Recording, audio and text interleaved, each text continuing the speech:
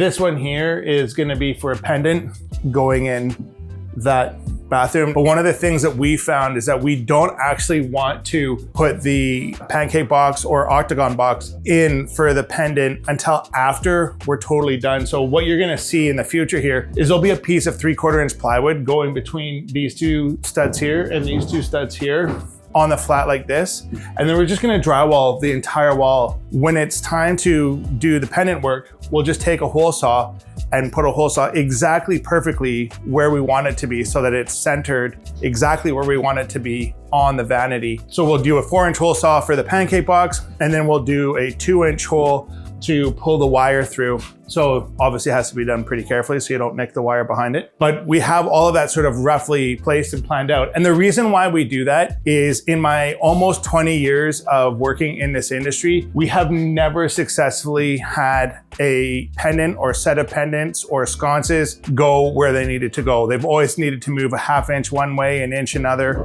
whatever the case may be. They're so hard to predict all of the different variables that might come into play at any particular point in time. So no matter how many hours we've spent trying to get it perfect, and trust me, we've spent hours trying to get it perfect, and you just never get there. So by doing it this way, we don't have to worry about getting it perfect. We just need to make sure there's a wire there, and then we can make it perfect when it comes to the finish. So pro tip from Sprucehill.